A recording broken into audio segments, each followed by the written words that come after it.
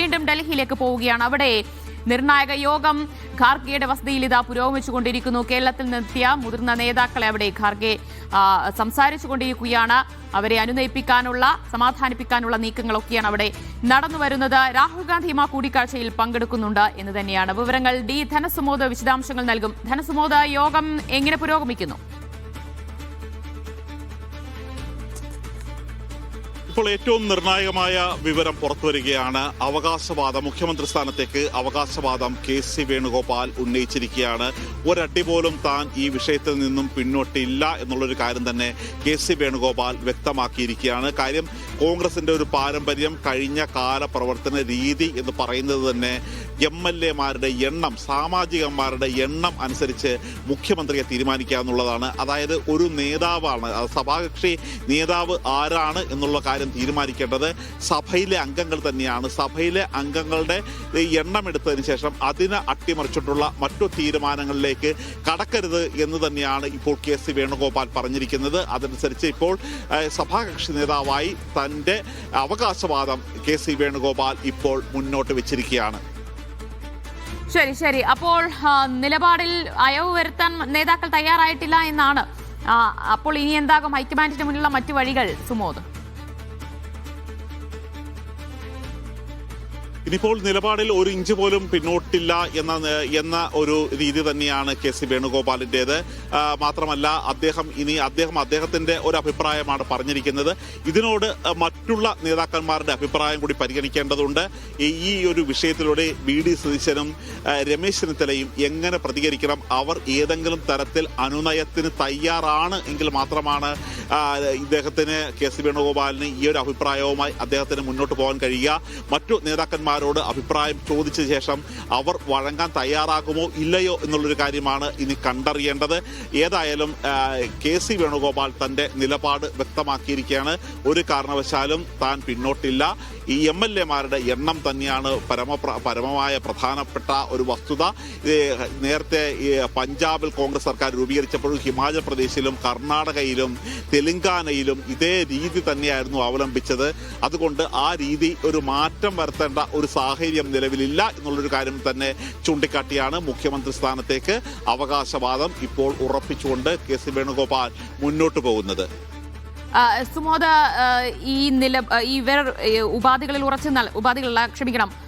ആവശ്യങ്ങളിൽ ഉറച്ചു നിന്നു കഴിഞ്ഞാൽ ഒരു സമവായത്തിലെത്തിച്ചേരുക സാധ്യമായിരിക്കാൻ ഇടയില്ല. അപ്പോൾ മറ്റൊരു ദിവസത്തേക്ക് ചർച്ച മാറ്റിവെച്ചേക്കുമോ, അതോ ഇന്ന് അർദ്ധരാത്രിയായാലും ഒരു പ്രഖ്യാപനം ഇന്ന് തന്നെ നടത്തും എന്ന നിലപാടിലാണോ നേതൃത്വമുള്ളത്?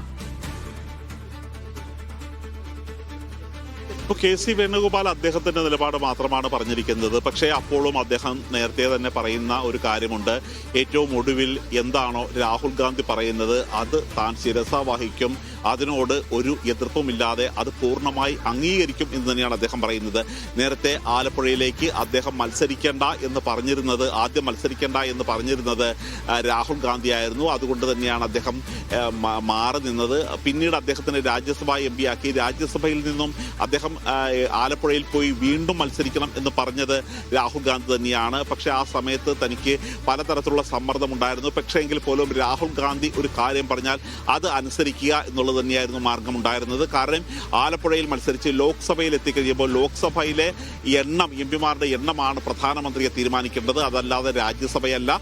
ആ കാര്യം ഊന്നി പറഞ്ഞ് വിശ്വാസത്തിലെടുക്കുകയായിരുന്നു രാഹുൽ ഗാന്ധി. അതുകൊണ്ട് തന്നെ രാഹുൽ ഗാന്ധി പറഞ്ഞത് അതേപോലെ തന്നെ കേൾക്കുകയായിരുന്നു താൻ ചെയ്തത് എന്നുള്ളൊരു കാര്യം അദ്ദേഹം പറയുന്നുണ്ട്. അതുകൊണ്ട് കാര്യം എടുത്തു കഴിഞ്ഞാൽ എം.എൽ.എമാരുടെ അഭിപ്രായം അല്ലെങ്കിൽ പിന്തുണ എന്നതിനപ്പുറം മറ്റെന്തൊക്കെ ഘടകങ്ങൾ കെ.സിക്ക് അനുകൂലമാണ്?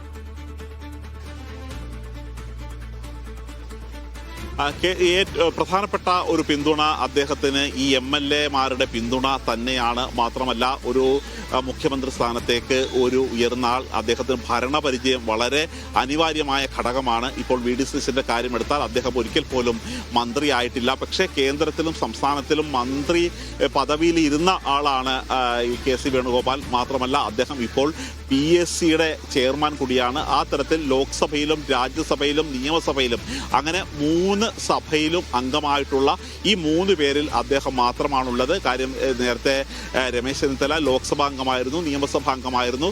VD സതീശനാണെങ്കിൽ നിയമസഭാ അംഗം മാത്രമായിരുന്നു. പക്ഷേ ഈ 3 സഭയിലും പ്രവർത്തിച്ച് പരിചയമുള്ള ആൾ എന്ന തരത്തിൽ ഫയലുകൾ നോക്കാനും ഔദ്യോഗികമായിട്ടുള്ള തീരുമാനങ്ങൾ എടുക്കാനും വളരെ വേഗത്തിൽ തന്നെ തീരുമാനങ്ങൾ എടുക്കാനും കഴിയുന്ന ഒരു ആൾ എന്ന തരത്തിൽ അതുകൊണ്ട് തന്നെയാണ് അദ്ദേഹത്തിൻ്റെ പേര് അദ്ദേഹം കേവലം ഒരു MLA-മാരുടെ എണ്ണം എന്നതിന് ഉപരിയായിട്ട് അദ്ദേഹം വരുന്നു. മാത്രമല്ല ഈ ഇന്ത്യ സഖ്യത്തിൻ്റെ ഒരു സെക്രട്ടറിയെ പോലെ തന്നെയാണ് അദ്ദേഹം പ്രവർത്തിക്കുന്നത്. കാര്യം രാഹുൽ ഗാന്ധി തലത്തിൽ മറ്റു നേതാക്കന്മാരുടെ തലത്തിൽ തീരുമാനങ്ങൾ എടുക്കണമെങ്കിൽ പോലും ഇത് നടപ്പിലാക്കുക അല്ലെങ്കിൽ പല മുന്നണി യോഗങ്ങൾ വിളിക്കുക തുടങ്ങിയ കാര്യങ്ങളെല്ലാം ചെയ്യുന്നത് KC വേണുഗോപാലാണ്. സംഘടനാ ജനറൽ സെക്രട്ടറിയായ KC വേണുഗോപാലാണ്.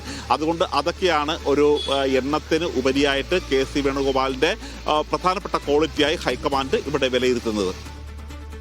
ശരി, നിർണായക കൂടിക്കാഴ്ച ഇതാ ഡൽഹിയിൽ പുരോഗമിച്ചു വരുന്നു. എപ്പോൾ തീരുമാനം ഉണ്ടാകും എന്ന് ഉറ്റുനോക്കുകയാണ് കോൺഗ്രസ് നേതാക്കൾ. രാഹുൽ ഗാന്ധിയുടെയും ഖാർഗെയുടെയും നേതൃത്വത്തിൽ തന്നെയാണ് കേരളത്തിലെ മുതിർന്ന നേതാക്കളുമായി കൂടിക്കാഴ്ച ഇപ്പോൾ ആരംഭിച്ചു കഴിഞ്ഞിരിക്കുന്നത്. KC വേണുഗോപാലോ VD സതീശനോ രമേശ് ചെന്നിത്തലയോ ഇതിൽ ആരാകും കേരള മുഖ്യമന്ത്രിയെന്ന് ഉറ്റുനോക്കുകയാണ് രാഷ്ട്രീയ കേരളം.